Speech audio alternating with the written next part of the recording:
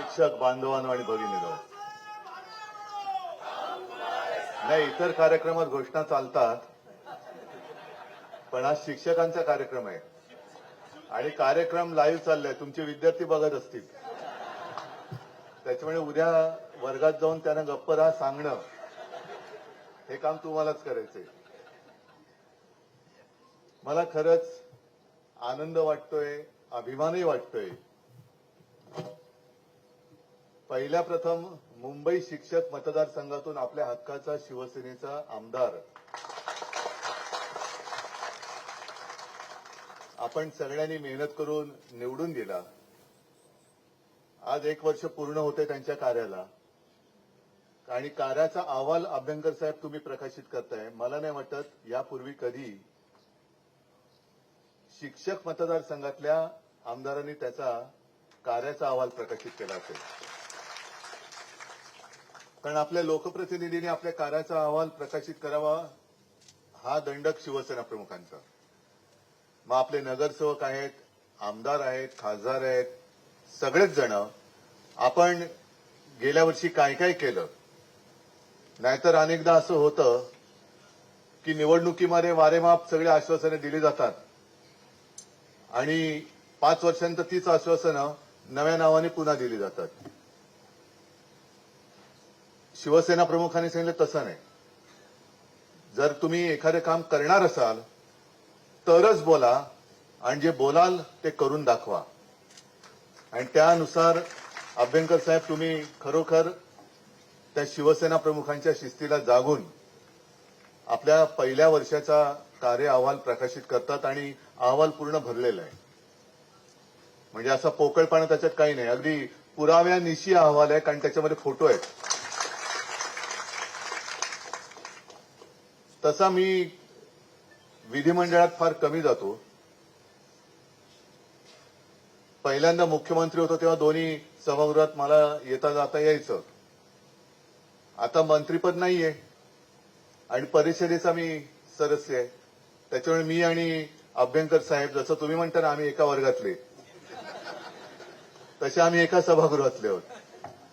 मी जास्त बोलत नाही, पण अभ्यंकर साहेब ज्या ज्या वेळेला बोलतात तेव्हा मुद्देसूदपणे आणि प्रशासकीय अनुभव असल्यामुळे कोणता जी.आर. आता मला देसाई साहेब सांगत होते की यांना कोणता जी.आर. कधी काढलाय बरोबर माहिती. म्हणजे वर्मावर कसं बोट ठेवायचं हे त्यांना अगदी अचूक माहिती. अचूकपणाने ते मुद्दे मांडतात. समोरच्या मंत्र्याला थातूर मातूर उत्तर देता येत नाही, कारण त्यांना माहिती आहे की हा तयारीने आलेला माणूस आहे. म्हणजे त्यांचं मला खरंच आज कौतुक करायचंच आहे, कारण अख्खी कारकीर्द अभ्यंकर साहेब तुमची प्रशासकीय सेवेमध्ये गेली. म्हणजे सरकारच्या बाजूने थापा मारणं किंवा असं असतं त्याचं. आणि ती कारकीर्द झाल्यानंतर अनेक जण असे असतात की लोकप्रतिनिधी होतात किंवा काहीतरी एखादं पद भूषवतात, पण जाऊ दे ना, मला काय करायचं, आजचा आला दिवस गेला दिवस, मला काय पडलं त्याच्यात. पण तसं नाही.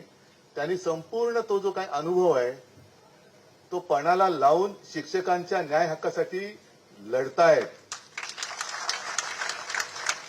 म्हणजे असा कोणताही प्रश्न नाही की ज्याचं उत्तर त्यांच्याकडे नाहीये. फक्त उत्तर देण्याच्या अवस्थेत आज आपण दुर्दैवाने किंवा नाईलाजाने नाही होत. हाच एक आपला मी म्हणेन नाईलाज आहे, किंवा ज्याला मी काय म्हणायचं असहाय्यता आहे. पण प्रश्नाला उत्तर आहेत आणि ही उत्तर अनेकदा अभ्यंकर साहेबच त्या मंत्र्यांनी देत असतात. म्हणजे उत्तर मंत्र्यांनी द्यायला पाहिजे, ते प्रश्नाच्या निमित्ताने उत्तरच देतात ते त्यांना. आणि असा एक अत्यंत चांगला तरुण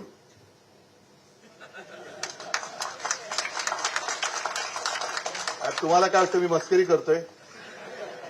आता हे सुद्धा शिवसेना प्रमुखांनी सांगितले की वय प्रत्येकाचं होत असतं, पण ज्या दिवशी माणूस मनाने थकतो तेव्हा तो वृद्ध होतो. आता मला सांगा, तरुण आहेत की नाही. आणि नुसतं शिक्षक एकही शिक्षक न करता तुम्ही म्हणजे मुंबईतला मतदारसंघ तर आहेच, पकड तुम्ही घेतलेलीच आहात, पण राज्यभर आपली शिक्षक सेना तुम्ही पसरवतात. आज इथे सगळ्या राज्यातले प्रतिनिधी आपल्या इकडे आलेले आहेत. अनेक भाषातले शिक्षक इकडे आलेले आहेत. असं शिक्षक सेनेचं काम यापूर्वी जे व्हायला हवं होतं ते तुम्ही आता करतात, म्हणून तुम्हाला सगळ्यांना मी धन्यवाद देतोय. प्रश्न अनेक आहेत आणि आता तुम्ही सांगितलं ना की प्रत्येक प्रश्नाच्या वेळेला उद्धवजी ठाकरे हिमालयासारखे पाठी उभे असतात. हिमालयासारखं जरूर आहे, पण तेवढा थंड नाहीये. नाही तर हिमालयासारखं उभा आहे पण काय करू, अरे थंड बर्फ, डोक्यावरती बर्फ आहे, करू काय? तसा थंडपणा आपल्याला परवडणार नाही. आपला म्हणजे उंची हिमालयाची असली तरी जिगर सह्याद्रीची आहे. नाही तर उगाच काय ते महाराष्ट्र गीत घ्यायचं आपण, काळ्या छातीवरी कोरिली अभिमानाची लेणी वगैरे, ही तशी ती वाक्य हे आपल्या सगळ्या महाराष्ट्राचं वर्णन आहे. आणि शिक्षकांचं काम फार महत्वाचं आहे, विद्यादान. पण त्याच्यासाठी स्वतःला सुद्धा काही ना काहीतरी विद्या तुम्हाला घ्यावी लागते आणि मग ती तुम्हाला द्यावी लागते. त्या देण्या आणि घेण्यामध्ये विद्येच्या तुम्हाला खरंच किती वेळ मिळतो? कारण पूर्वी या सगळ्या वृत्तपत्रात बातम्या यायच्या तेव्हा आपली शिक्षक सेना राज्यभर नव्हती, पण जिल्हा परिषदेच्या शाळेतल्या शिक्षकांना गहू आणि तांदूळ सुद्धा निवडायला लावायचे. आता लावतात की नाही मला कल्पना नाही, पण नको ती कामं, म्हणजे कलेक्टर सुद्धा उद्या तुम्हाला वाटेल ती कामं सांगायला लागला तर मला असं वाटतं ते सगळे त्याचे आदेश घेऊन या, आपण जाहीर होळी त्याची करू. कारण वेडवाकडं काम नाही करणार आम्ही. ज्याला गुरुदेव भव असं म्हणतो, तो गुरु म्हणजे तुझ्या घरातलं गुरु नाहीये की कसंही हाकावं आणि कसंही राबतोय. एवढा काय माझा शिक्षक हा खालावलेला नाही त्याचा दर्जा. शिक्षणाचा दर्जा आपल्याला वाढवायला पाहिजे. आज सर्व भाषेतले शिक्षक इकडे आलेत, अगदी उर्दूचे पण आहेत, मराठी तर आहेतच, हिंदी पण आहेत, इतर अनेक भाषेतले असतील. आपण शिक्षणाच्या दर्जावरती लक्ष देण्याच्या ऐवजी भाषेच्या सक्तीवरती का लक्ष देतो? शिक्षणाचा दर्जा करा ना, वरती करा. आमचा कोणत्याही भाषेला विरोध किंवा आमचा द्वेष नाहीये, पण सक्ती कशासाठी पाहिजे? मध्ये मी दिल्लीमध्ये गेलो होतो, तिथे सुद्धा हा प्रश्न मला अपेक्षित होताच. हिंदी का विरोध क्यों कर रहे? म्हटलं विरोध नहीं कर रहे, जबरदस्ती का स्वीकार हम नहीं करेंगे. आणि ज्याला जेवढी पाहिजे, जी पाहिजे ती भाषा तो शिकतोच. आणि हा प्रश्न मला हिंदी पत्रकाराने विचारल्यानंतर मी हिंदीत त्याला उत्तर देत होतो. मी त्याला म्हटलं आता हे उत्तर मी तुला कोणत्या भाषेत दिलेलं आहे? हिंदी. म्हटलं मग माझी हिंदी कळते ना तुला? तो हो. मग म्हटलं मला पहिलीपासून हिंदी सक्तीची नव्हती, तरी पण दुसऱ्याला समजवू शकतो एवढी मला हिंदी येते. आता माझ्यापेक्षा जास्त चांगले आपले पंतप्रधान बोलतात. आता ते कोणत्या शाळेमध्ये शिकले? त्यांना पहिलीपासून हिंदी सक्तीची होती का? पण थापा नाही, आश्वासने देण्यापुरती तरी हिंदी त्यांना येते की नाही? अरे ह्याच्यात हसतात काय बोललो मी काय खोटं बोललो का? आता ते जे बोलतात, आता कालच ते बिहारमध्ये गेलेत आणि बिहारमध्ये बाजूला नितीश कुमार, त्यांना तर काय कळतच नाही बिचाऱ्यांना. मी त्यांची टिंगल नाही करू शकत, कारण वयोमान परत प्रत्येकाचा आदर ठेवायला पाहिजे. पण तिकडे आपले पंतप्रधान म्हणाले की विरोधक म्हणजे महाविकास आघाडी किंवा इंडिया आघाडी हे भ्रष्टाचारांना आणि घुसखोरांना रक्षण देण्यासाठी म्हणून, त्यांचा बचाव करण्यासाठी म्हणून पुढे आलेले आहेत. मला पंतप्रधान सांगायचंय की तुम्ही महाराष्ट्रामध्ये याल तेव्हा तुमच्या आजूबाजूला जो दंभ मेळा आहे, कुंभमेळा वेगळा, हा दंभ मेळा आहे, दंभाचा.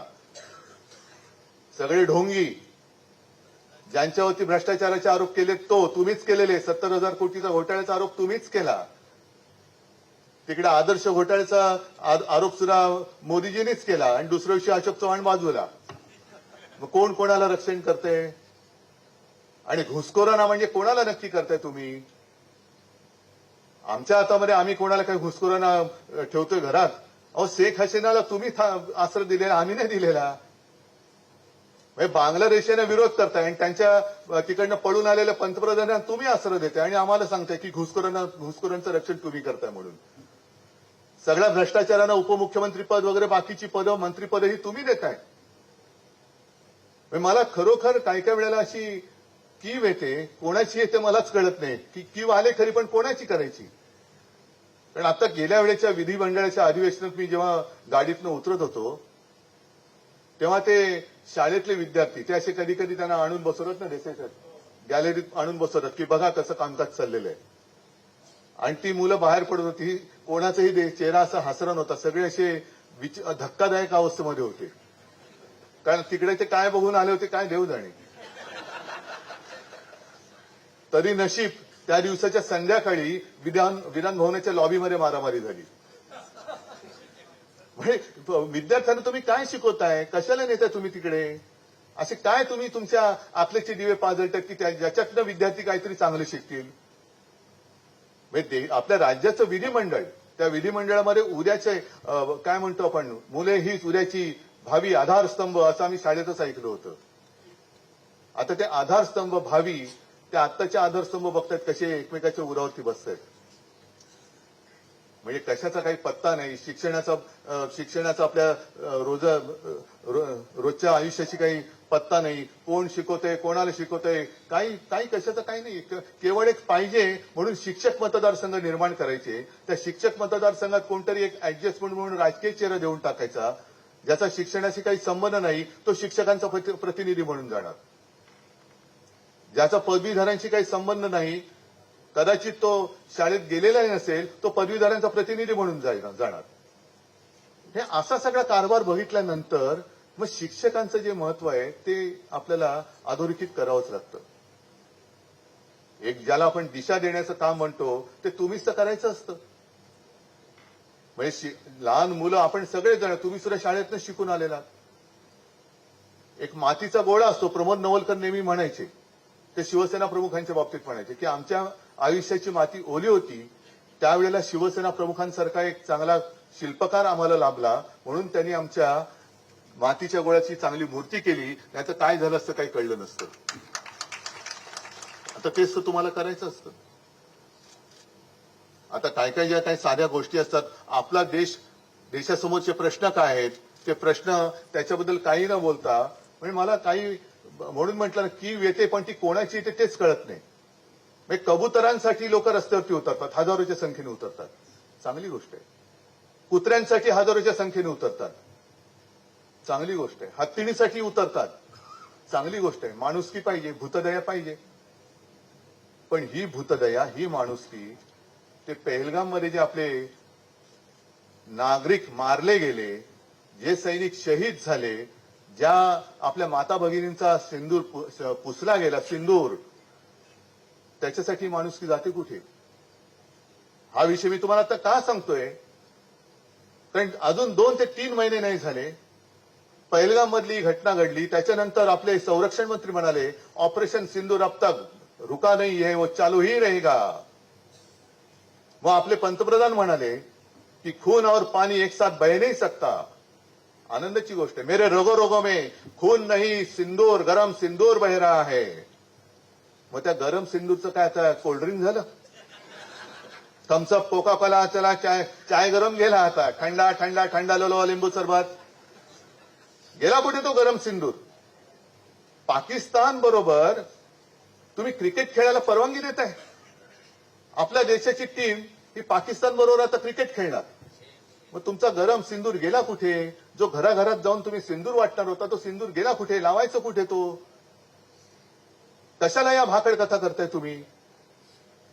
म्हणजे तिकडे शौर्य गाजवलं सैनिकांनी, श्रेय घेतात हे. त्या सोफिया कुरेशी, आपल्या सैन्याच्या त्या जवान, अभिमान वाटावा महिला अधिकारी, त्या महिला अधिकारीला सुद्धा हे भाजपवाले गधडे आतंकवाद्यांची बहीण म्हणण्यापर्यंत त्यांची मदल गेली, तरी सुद्धा ते डोक्यावरती मंत्री म्हणून तिकडे बसलेत. लाच वाटत नाही या लोकांना देशभक्तीचे थोतांड गाताना. मग कशाला जगभरामध्ये शिष्टमंडळ पाठवली होती? अगदी शिवसेनेचा सुद्धा प्रतिनिधी त्यांनी एक तर न सांगता घेतला. म्हटलं जाऊ दे, देशाचा आहे ना, करा तुम्ही, पाठवा, जो पाहिजे तो लोकप्रतिनिधी आमचा घ्या, येतोय देशासाठी, आम्ही काय वाटेल ते करू. संपूर्ण विरोधी पक्षातले एक खासदार घेतले आणि जगभर पाठवले. का? तर आमची लढाई ही पाकिस्तानच्या विरुद्ध, आमची लढाई ही दहशतवादाच्या विरुद्ध आहे. काय प्रतिसाद मिळाला कोणालाच काय माहिती नाहीये. जगभरामध्ये सगळे आपले प्रतिनिधी मंडळ गेलं खरं, शिष्टमंडळ गेलं खरं, पण एकही देश आपल्या भारताच्या मागे या लढ्यात पाठी उभा राहिलाय की नाही राहिलाय हे तुम्ही सांगा मला. मग कशाला पाठवली शिष्टमंडळ? पाकिस्तानच्या विरुद्ध कोणी बोलायला तयार नाही. मग आता त्याच पाकिस्तान बरोबर आपण क्रिकेट खेळतोय तर पुन्हा आता जगभर शिष्टमंडळ पाठवणार की नाही नाही आमच्या पहिल्या शिष्टमंडळाचं खोटं होतं, ह्या शिष्टमंडळाचं खरं आहे, पाकिस्तान हा चांगला गुणाचा पुतळा आहे, आम्ही त्याच्यावर क्रिकेट खेळतो आहोत. देशासमोर तुम्हाला, देशापेक्षा तुम्हाला त्या अमित शहाचा पोरगा त्या तिथला अध्यक्ष क्रिकेटचा म्हणून क्रिकेट सुद्धा तुम्ही खेळताय त्या जयशहासाठी. कोण आहे जयशहा? त्या तिकडे जो धारातीर्थी पडला आपला सैनिक किंवा ते जे काय आपले नागरिक मारले गेले त्यांच्यापेक्षा हा मोठा आहे, त्याच्यापेक्षा क्रिकेट मोठा आहे. मग आपल्याला शिकवतात नाही नाही नाही नाही खेळ आणि राजकारण, मग खून आणि पाणी एकत्र करतात, मग खून आणि क्रिकेट कैसा बह सकता है साथ में? त्या क्रिकेटचा चेंडू सुद्धा लालच असतो, रक्त सुद्धा लालच असतं. पण आम्हाला खेळ महत्वाचा वाटतोय, देश महत्वाचा वाटत नाही. हेच तर आपल्या देशाचं दुर्दैव आहे. आणि असेच हे बोगस जनता पक्षाची लोक ही आपल्या डोक्यावरती घेऊन आपण आपला देश त्यांच्या हातामध्ये दिलेला आहे. ही बोगस जनता पार्टी आहे. काय फरक पडणार आहे जर का आपण ठणकावून सांगितलं की जोपर्यंत पाकिस्तान आमच्या देशामध्ये घुसखोरी म्हणते ना, घुसखोरी पाठवायचं थांबवत नाही, जोपर्यंत पाकिस्तान आमच्या देशामध्ये दहशतवादी पाठवण्याचा आणि आतंकवादी हमले थांबवत नाही, तोपर्यंत कोणताही मोठा खेळ असो आम्ही पाकिस्तानबरोबर कोणतेही संबंध ठेवणार नाही. ते आम्ही त्याचा तुकडा पाडतो. सांगा ना, धमक दाखवा. आणि असं काही नाही की आपण काहीतरी वेगळं करतोय. जर मी चुकत नसेन तर 1980 सालच्या मॉस्को ऑलिम्पिकमध्ये अमेरिकेच्या नेतृत्वाखालील देशांनी बहिष्कार टाकला होता. तुम्ही गुगल करून बघा. आणि चुकलं असेल माझं तुम्हाला सांगा. का टाकला होता? रशिया अमेरिकेत घुसली होती म्हणून नाही. रशिया अफगाणिस्तानमध्ये घुसली होती म्हणून अमेरिका आणि तिच्या नेतृत्वाखाली काही देशांनी त्या ऑलिम्पिक्सवरती बहिष्कार टाकला. ऑलिम्पिकवरती संपूर्ण जग हा तर कुठला कप आहे. आणि मग त्याच्या पुढच्या ऑलिम्पिक मध्ये जे लॉस एंजेलिसला झालं त्याच्यावरती रशियाने बहिष्कार टाकला. अगदी आत्ता सुद्धा मला वाटतं 2022 साली काही देशांनी चीनमधल्या कुठलं विंटर ऑलिम्पिक वरती राजनैतिक बहिष्कार टाकला होता. दाखवा ना तुम्ही देश म्हणून काहीतरी एक ठाम आहात. एकदा सांगायचं की पाकिस्तान जो आपल्या विरुद्ध लढतोय, आम्ही पाकिस्तान जिंकलंच. रावळपिंडीवरती बॉम्ब टाकले, कराचीवरती बॉम्ब टाकले, लाहोरवरती बॉम्ब टाकले. अभिमान वाटला आम्हाला, सैन्याचा अभिमान वाटतोय आम्हाला. पण त्यावेळेला जी दुसरी माहिती आली की त्या पाकिस्तानी जो प्रतिकार केला त्या प्रतिकारामध्ये त्याच्यासोबत चीन सुद्धा होता. मग पाकिस्तान शत्रू आहे की नाही? चीन हा शत्रू आहे की नाही? कारण पाकिस्तान बरोबर तुम्ही क्रिकेट खेळायला जाताय, चीनमध्ये तर आता मोदी आणि डोवल वगैरे जाऊन येत आहेत. मग नक्की आम्ही नागरिकांनी काय करायचं? पाकिस्तानचा निषेध करायचा, चीनचा निषेध करायचा? हे सगळं न शिकल्याचे परिणाम असंच मला म्हणावं लागेल. हे जर का शाळेत गेले असते, यांना चांगले तिकडे शिक्षक मिळाले असते तर पहिली देशभक्ती काय आहे हे त्यांना कळलं असतं. कारण आयुष्यामध्ये चांगला गुरु हे फार, गुरु म्हणजे आयुष्य घडवत असतो आपलं. जर नेत्याला चांगला गुरु नाही मिळाला तर तो नेता तुमचं नेतृत्व तरी काय करणार? आणि म्हणून तुम्ही जे आता म्हणालात की तुमच्या हातामध्ये जे निवडणुकीचं काम आहे, पहिली गोष्ट एक काम करा की मतचोरी होणार नाही याची दक्षता घ्या. मग आता तुम्हाला ती सवय आहे, उद्धव ठाकरे हजर, सुभाष देसाई हजर, सगळे हजेरीपट घेऊन बसा. आणि कोण डबल हजर झालेत, अरे तू दोनदा कसा हजर झालास? हे आता हे जे काय सगळं चालले, कारण ना लोकांमधनं जर का प्रामाणिकपणाने निवडणूक घेतली तरी जिंकूच शकत नाही, अजिबात जिंकू शकत नाही. आणि महाराष्ट्र तर अजिबात जिंकू शकत नाही. जे जिंकले ते काय, त्यांनी मतचोरी कशी केली हे आता राहुल गांधींनी उघड केलेलं आहे. यांचं बुरखाच फाडलेलं आहे, ढोंग उघडं पाडलेलं आहे, सोंग उघडं पाडलेलं आहे. आणि अशा या सगळ्यांच्या हातातून आपला देश, जो तुम्ही आता मला पुस्तकं दिले ती उघडून मी बघणार आहे काय काय दिलेले आहे, ती सगळी जी काय विचारवंतांचे जे विचार आहेत, हे विचार हे पुढे नेण्याचं काम हे नुसतं पुस्तक नाही नेणार. त्या पुस्तकात लिहिलेले जे शब्द आहेत ते शब्द आपण कुठपर्यंत कसे पोहोचवतो आहोत ते पोहोचवणारे तुम्ही दूत आहात आणि त्यांच्याचकडचं हे काम आहे. शिक्षक सेना जिंदाबाद, हे आगे बढो ते आगे बढो नाही. आम्ही आगे बढून काही होणार नाहीये. आपला देश पुढे गेला पाहिजे तर त्याच्यासोबत आम्ही पुढे जाऊ. आणि ते पवित्र काम शिक्षक म्हणून तुम्ही तुमच्या कर्तव्याला जागून कराल आणि त्या कर्तव्यामध्ये जिथे जिथे गरज असेल तिकडे शिवसेना, मी मगाशीच सांगितलं, हिमालयाच्या ताकदीने आणि सह्याद्रीच्या जिद्दीने तुमच्या सोबत उभी राहिल्याशिवाय राहणार नाही. सगळ्यांना परत एकदा शुभेच्छा देतो. धन्यवाद. जय हिंद, जय महाराष्ट्र.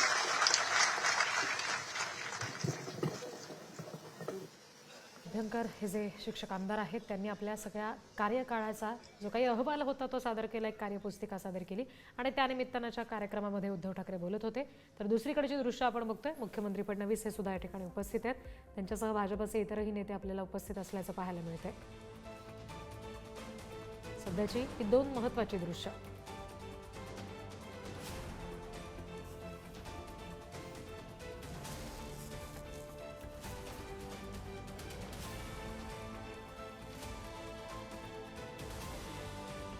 मुंबईमधून उद्धव ठाकरे यांची ही दृश्य आपण बघतोय. समूह अभ्यंकर यांच्या वर्षभराच्या कार्यकाळाचा सगळा अहवाल देणारी एक पुस्तिका आज प्रकाशित केली गेली आणि त्याच्या कार्यक्रमामध्ये उद्धव ठाकरे बोलत होते. आणि दुसरे दृश्य, मुख्यमंत्री फडणवीस आपल्याला या दृश्यामध्ये पाहायला मिळतात. भाजपचे इतरही सगळे नेते